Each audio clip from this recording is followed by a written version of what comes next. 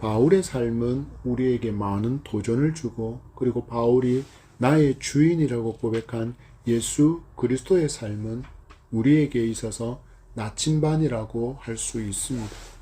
인간으로서 살아가야 할 방향과 또한 성도로서 살아가야 할 방향을 분명하게 알려주시기 때문입니다.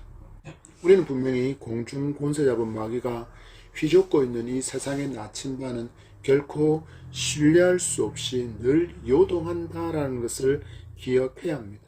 분명히 마귀가 휘젓고 있는 이 가치관이 붕괴되어지고 요동하는 시대 한가운데서 우리는 성도로 살아가지만, 우리에게 나아갈 길을 정확하게 알려주시는 예수 그리스도의 말씀이 있고, 또한 이 말씀대로 살아감으로 말미암아 가장 인간다운 삶을 살았던 사람들의 발자국이 우리 앞에 먼저 놓여져 있기에 우리 또한 그렇게 살아가기를 희망하는 사람이 성도라고 할 수 있습니다. 바울은 그의 서신서를 통해서 이전에 예수 그리스도를 전혀 알지 못하고 우상을 숭배하던 이방인 성도들에게 이제 예수 그리스도를 믿은 후에 어떤 가치관으로 살아가야 하는지를 아주 담대하고 또 분명하게 알려주고 있는 이유가 바로 여기에 있습니다. 바울이 예수 그리스도께서 가르치신 대로 그 삶을 살았더니 그 삶을 하나님께서 얼마나 인정해 주시고 얼마나 기뻐하셨는지를 그는 분명히 몸소 경험했기에 그것을 말씀을 통해서 알려주고 있기 때문입니다. 이 시대를 살아가는 사람들의 가치관에 따라서 바울 사도의 삶을 평가한다면 한마디로 F입니다. 낙제라는 이야기입니다. 자기를 드러낼 수 있고 또 큰 영향력을 나타낼 수 있는 그 모든 것을 배설물로 여기며 주님을 위해서 포기하고 살아도 주를 위해 죽어도 주를 위해 바울은 살았기 때문입니다. 주님이 그러셨던 것처럼 그는 머리 누일 곳차도 없는 바쁜 삶을 살았습니다. 늘 전도의 여정이었습니다. 그리고 그는 주님을 위해서 온갖 고난과 고초를 다 겪었고 결국은 순교로 그는 그의 사명의 여정에 막을 내린 인생이라고 우리는 바울을 말할 수 있습니다. 지금 시대를 보십시오. 어떻습니까?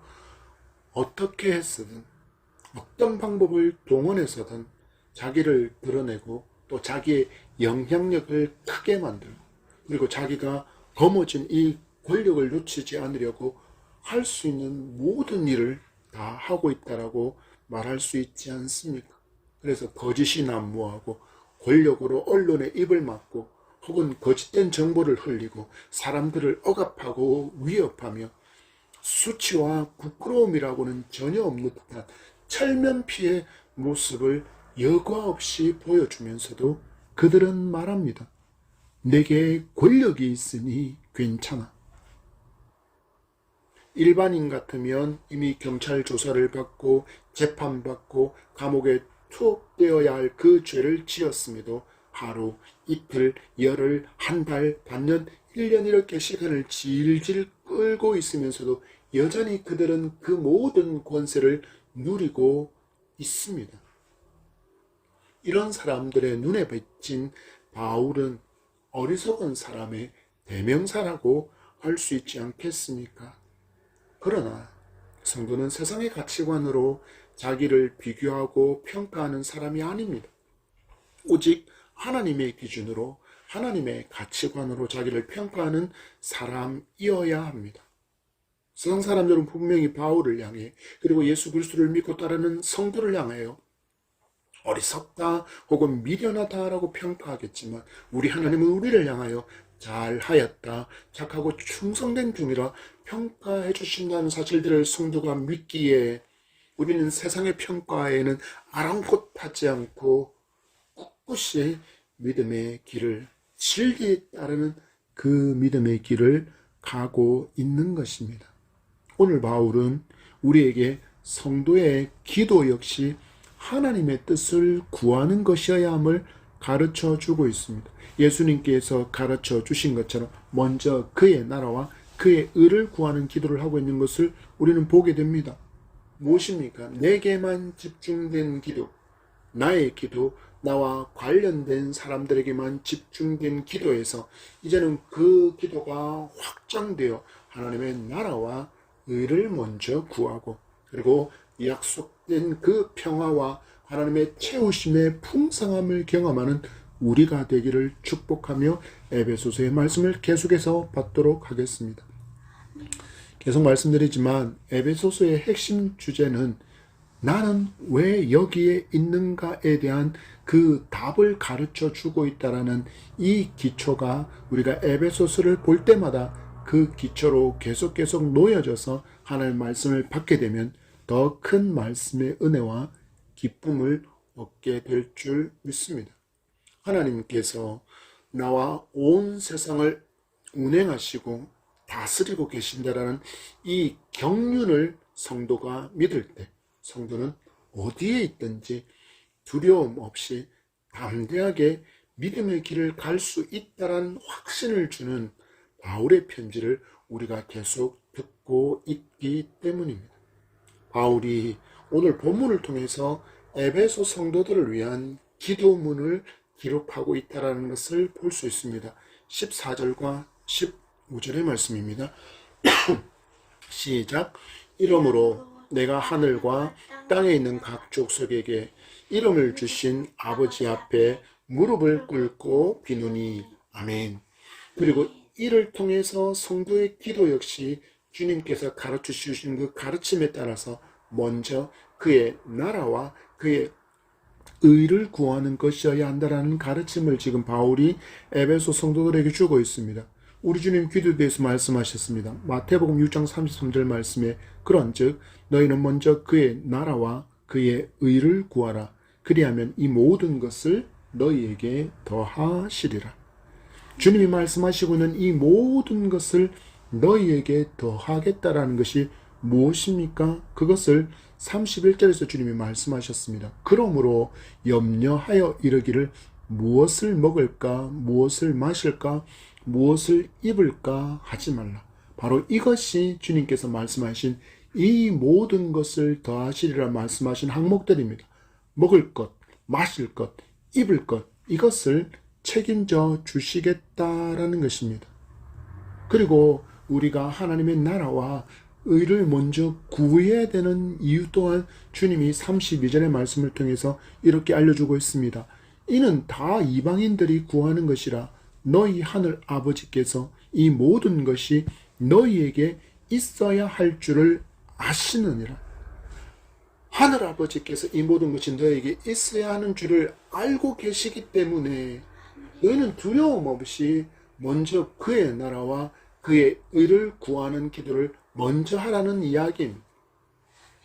주님의 말씀에 따라 성도가 먼저 그의 나라와 의를 구하는 기도를 해야 하는 이유는 하나님이 나의 모든 필요를 가장 잘 아시기 때문이고, 하나님은 내가 필요로 하는 것이 내게 위험한 것인지 혹은 나를 망하게 만들 수 있는 것인지를 너무나도 잘 아시기에 언제나 나에게 가장 좋은 것, 내게 안성맞춤의 응답을 하신다라는 것을 성도가 믿기에 성도는 뭐 할 수 있습니까?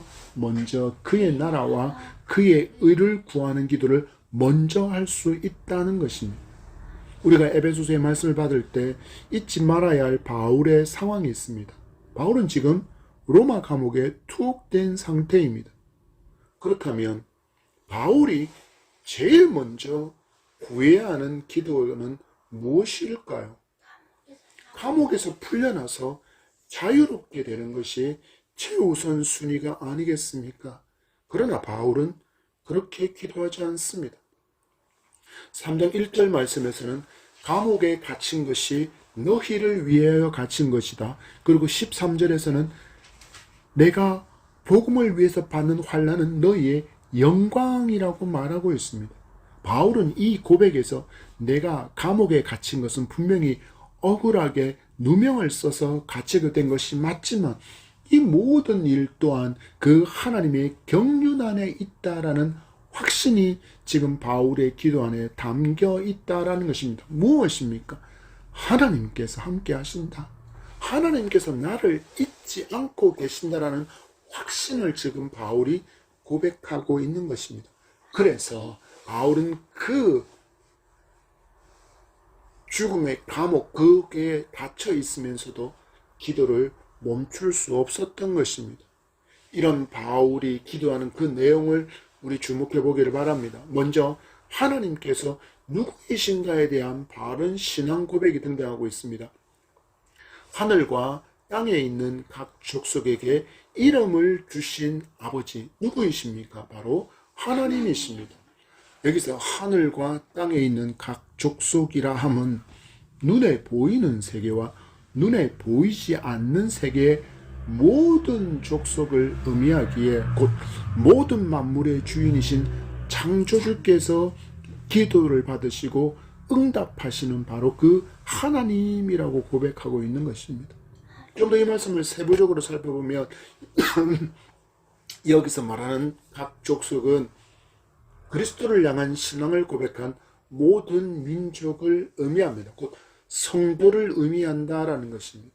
그리고 여기에 더해서 이름을 주신 아버지라는 것은 우리가 구약의 말씀을 바탕으로 살펴보면 하나님께서 이름을 주신다라는 것은 창조주 하나님께서 그를 존재케 하고 또한 그것을 지배한다라는 것을 가르쳐 주기 위해서 사용되어지는 표현이 바로 이름을 더하신다라는 뜻이었습니다.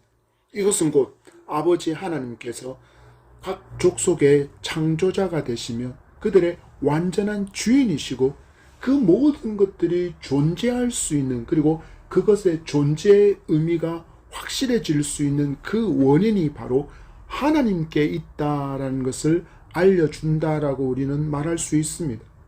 그래서 성도 역시 하나님이 누구신지에 대해서 바르게 알고 바르게 신앙을 고백하게 될 때 우리는 하나님의 경륜을 믿을 수 있고 세상 속에서 담대하게 살아가며 또한 먼저 그의 나라와 그의 의를 구하는 믿음의 확신의 기도 또한 더해질 줄 믿습니다. 바울은 바로 이 전능의 하나님께 기도하며 무릎을 꿇고 그는 빌고 있음을 볼 수 있습니다. 참고로 유대인들은 기도하는 세 가지의 모습이 있습니다. 첫 번째는 일상적인 기도로 일어서서 기도하는 것입니다. 두 번째는 엎드려 기도하는 것인데 이는 죄를 자복하고 회개할 때 하는 기도의 모습입니다. 그리고 마지막이 오늘 바울이 하고 있는 무릎의 기도인데 이것은 간절한 소망과 기대를 주님께 아랠 때 하는 기도의 모습이라고 할 수 있습니다. 우리는 어느샌가 우리에게서 무릎의 기도가 사라지고 있는 것은 아닌지 하는 아쉬움이 저는 개인적으로 있습니다.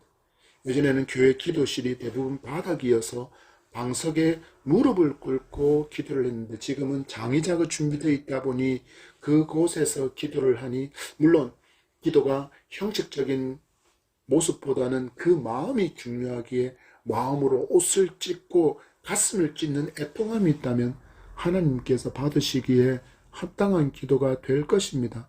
하지만 아쉬움으로 말해보자면 이 시대는 무릎의 기도가 엎드려 간절히 기도하는 이 무릎의 기도가 필요한 시대이기 때문에 우리가 이 바울의 무릎의 기도도 분명히 하나의 모범으로 본받아서 회복해야 될 기도의 모습이라고 할 수 있겠습니다. 16절의 말씀을 보십시오. 같이 시작. 그의 영광의 풍성함을 따라 그의 성령으로 말미암아 너희 속사람을 능력으로 강건하게 하시오며 아멘. 바울이 기도하는 에베소 성도들이 마주한 현실은 만만치 않았습니다. 순교와 대박해의 시대 가운데 있었기 때문입니다. 예수님을 구주로 믿는다는 것은 박해, 고난, 손해, 외면, 외로움, 왕따, 핍박, 순교로 이어지는 시대였기에 그렇습니다. 한국은 종교의 자유가 법으로 보장된 자유주의 국가라서 기독교인이 탄압의 대상, 박해와 순교의 대상이 되지는 않습니다.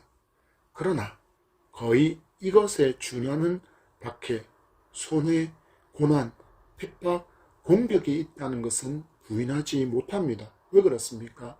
그들의 배후에 있는 마귀가 성도를 결코 가만히 내버려 두지를 않기 때문입니다.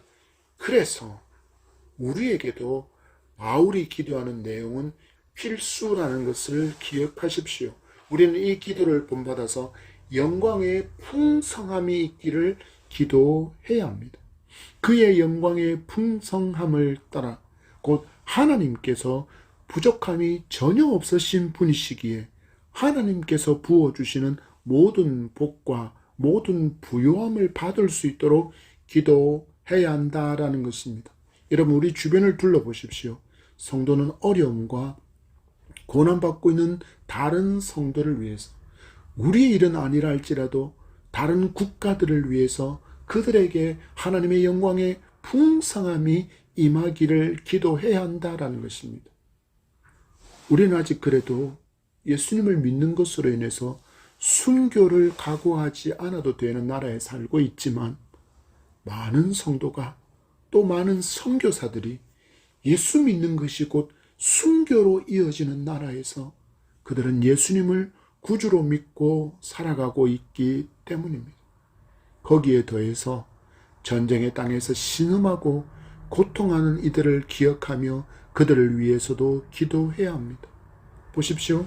우리가 이렇게 가정에서 예배할 때 도로를 달리고 있는 차량의 엔진 소리, 그리고 배달 오토바이의 배기 소음도 귀에 거슬릴 때가 너무나도 많지 않습니까?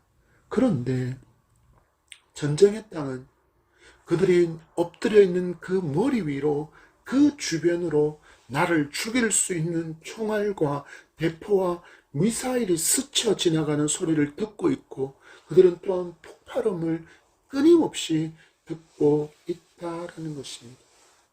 그들에게 깊은 숙면은 꿈도 꾸지 못할 일이지 않겠습니까? 또 일본은 어떻습니까? 지진으로 인해서 삶의 터전이 깨져버리고 무너진 일본, 그리고 다른 나라, 많은 나라 역시 그렇습니다. 재해와 재난으로 고통받는 저들을 위해서 우리가 그들에게 하나님의 영광의 풍성함이 그들에게 있기를, 그 부요함과 그 하나님의 은총이 그들에게 있기를 간구해야 할 것입니다.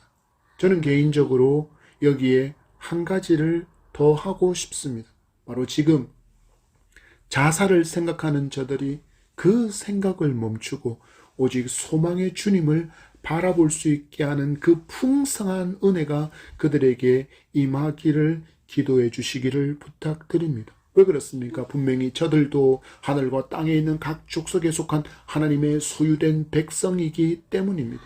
그러나 그들은 아직 이 진리를 몰라서 어려움과 실패 혹은 실수로 인해서 마주한 그 현실들 앞에 죽음을 생각하고 있는 너무나도 많은 사람이 있기 때문입니다. 유명인들도 그들 속에 속해 있습니다. 저들을 위해서 기도해 주십시오. 살 소망이 여기에 있다고. 그러니 상황과 환경에 매몰되지 말고 모든 것을 용서하시고 용납하시고 안아주시는 사랑의 하나님 아버지가 있으니 그 하나님을 붙들라고 우리의 기도를 들으시고 응답해 주시는 이 하나님의 풍성함을 믿고 우리의 기도가 더욱더 넓고 깊어지기를 간절히 소망합니다. 바울의 기도가 이어지고 있습니다. 그의 성령으로 말미암아 너희 속 사람을 능력으로 강건하게 하시오며. 아멘. 성도는 성령의 도움이 없이는 한순간도 살아갈 수 없는 존재라는 시인이 우리의 입술에 있어야 합니다. 그것을 인정함이 우리의 입술에 있어야 한다는 것입니다. 주님, 나는 성령 하나님의 도움 없이 단 한순간도 살 수 없으니 나를 도와주소서라고 간구해야 한다는 것입니다. 그래서 성령을 우리를 도와주시는 분, 보혜사라고 부르는 것입니다. 인간은 육체를 가지고 있지만 영혼도 가진 존재입니다. 그래서 영혼의 강건함은 성령의 능력을 받아야만 얻을 수 있다라는 것을 인정하고 이것을 간구해야 한다라는 것입니다. 여러분, 우리가 얼마나 약한 존재입니까? 우리는 늘 타협하지 않습니까? 새해가 시작되고 열흘의 시간이 지나고 있습니다. 우리의 새해 계획은 잘 진행되고 또 지켜지고 있습니까? 나 열심히 운동할 거야. 나 열심히 다이어트 할 거야. 그리고 열심히 외국어 공부할 거야. 성경 일독 할 거야. 새벽기도 꼭 참석할 거야. 이런저런 수많은 계획들을 여러분들은 세우지 않으셨습니까? 그런데 이 계획들은 여러분 내 의지로만 되는 일이 아닙니다. 왜입니까? 우리는 너무나도 연약하기 때문입니다. 그래서 우리는 도움과 능력을 강구해야 하는데 바로 우리에게 그 능력을 부어주시는 성령님의 도움과 능력을 강구해야 하는 것입니다. 그때 우리의 영혼이 강건함을 얻을 수 있기 때문입니다.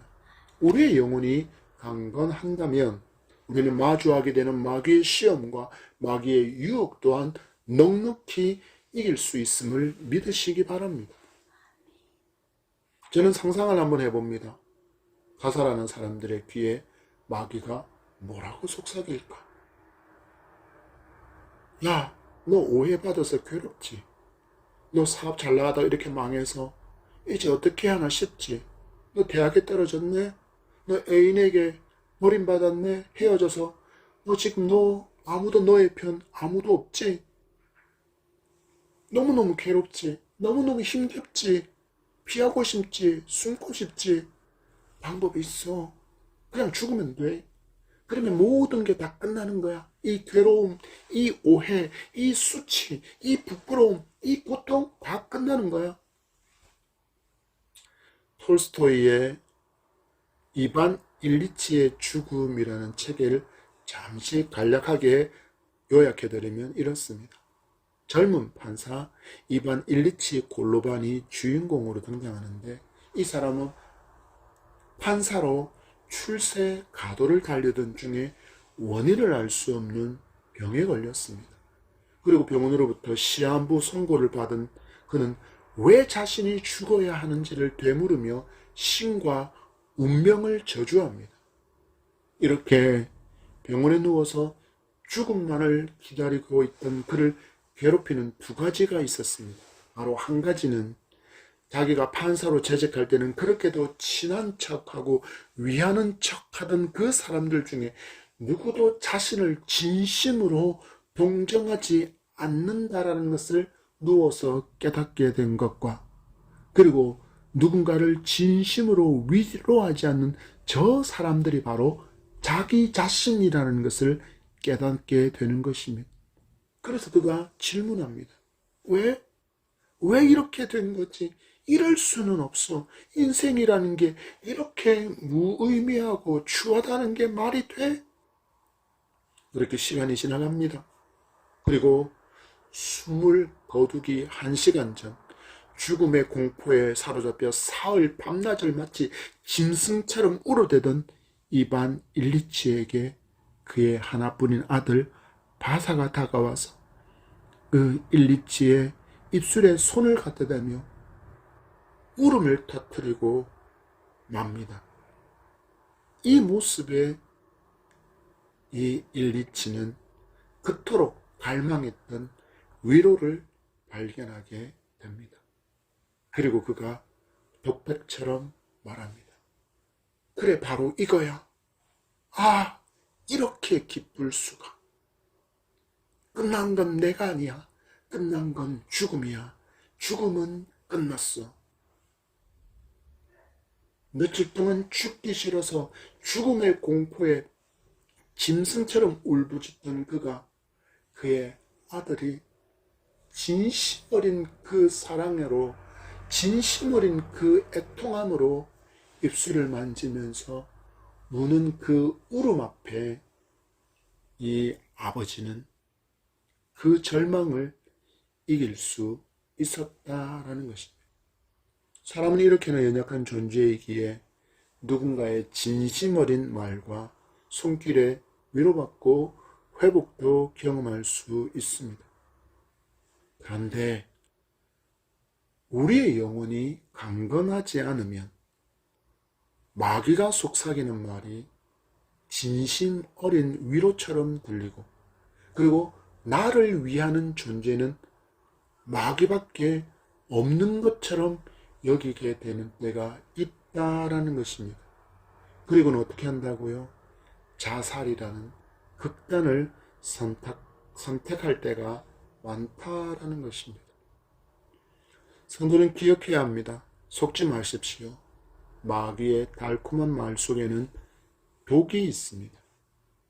그것도 우리의 영혼을 영원히 멸망케 할 독이 있습니다.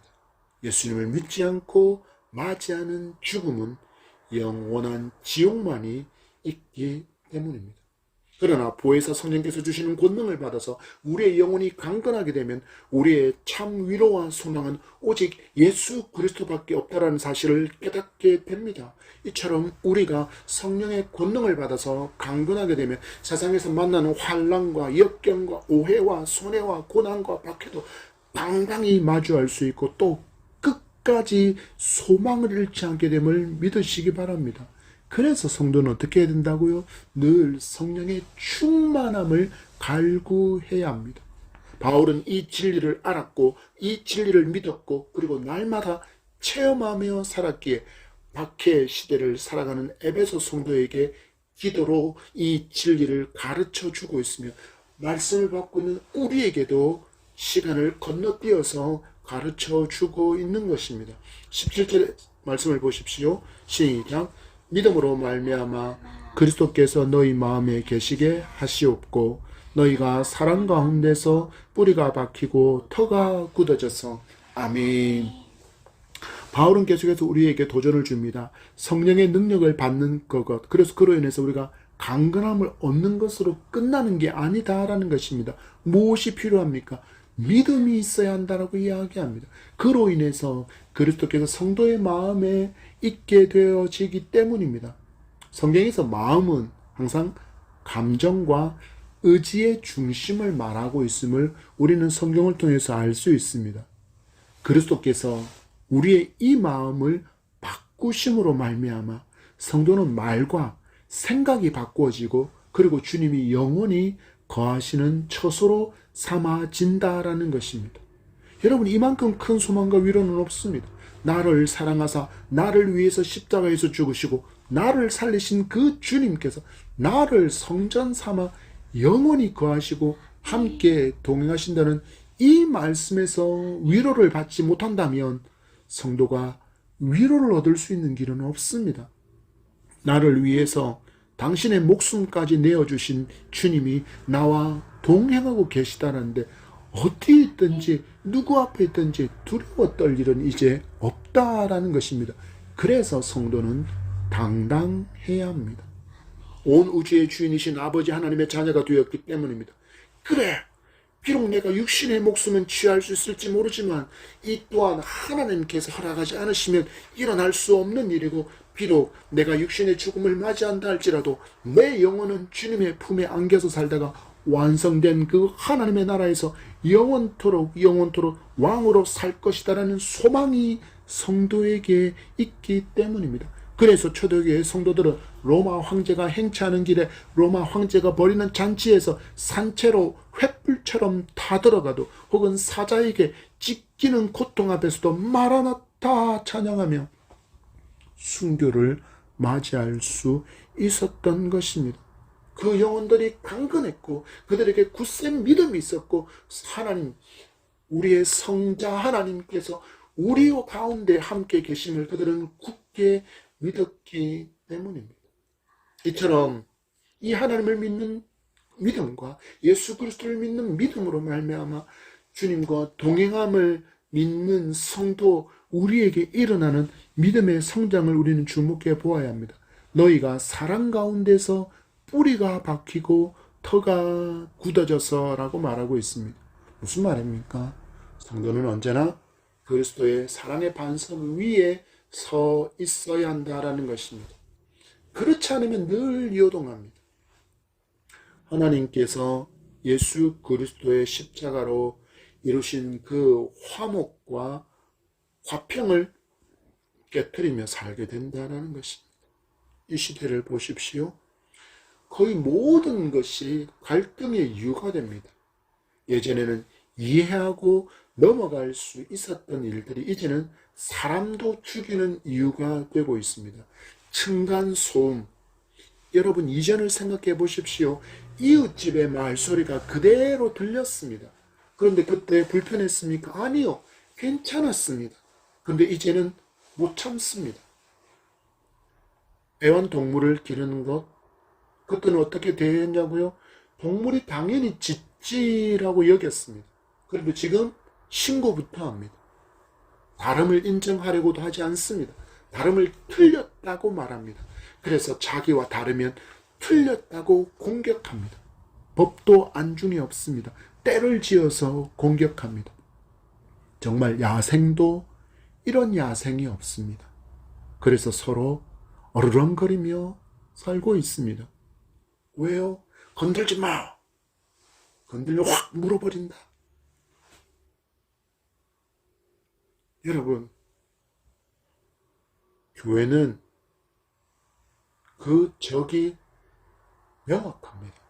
바로 마귀와 그를 따르는 세력입니다. 그런데 이들과 맞서 싸워야 할 성도가 서로 반목하고 대적한다면 힘을 내지 못할 것은 너무나도 당연한 일이고, 결국 이런 모습은 마귀의 일을 돕고 있다는 것을 깨달아야 합니다. 절대로 여러분 그러지 마시기 바랍니다. 주님께서 피로 이루신 화평과 화목이며 우리에게 알려주신 복음의 비밀이기 때문입니다.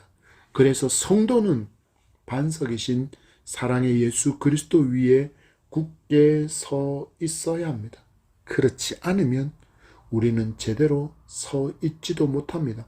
마태복음 7장 25절 말씀에 비가 내리고 창수가 나고 바람이 불어 그 집에 부딪히되 무너지지 아니하나니 이는 주초를 반석 위에 놓은 까닭이요. 아멘. 우리는 인생에서 만나는 비와 창수, 바람을 이길 수 있는 단 하나의 방법이 있다면 바로 반석이신 주님 위에 서는 것입니다. 우리가 주님께 받은 그 사랑의 크기를 기억한다면, 주님께서 사해 주신 내 죄의 크기와 무게를 정확하게 알게 된다면, 우리는 다른 성도의 연약함이 공격의 대상이 아니라 나의 기도의 제목이라는 것을 알아야 합니다. 비판하고 평가하고 판단할 것이 아니라 그 연약함을 내가 채워야 할 사랑의 영역이라는 것을 알 수 있게 된다라는 것입니다.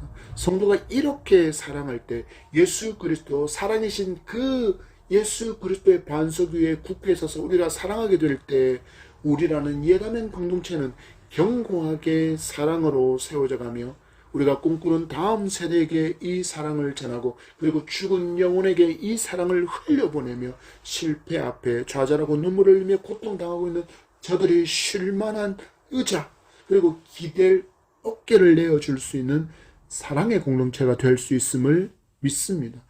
여러분, 이 사랑이 흘러넘치게 되면 우리 모두 서로를 미소 가운데 그리고 사랑의 눈으로 바라보며 끝까지 믿음의 여정을 함께 기쁨으로 걸어갈 수 있지 않겠습니까?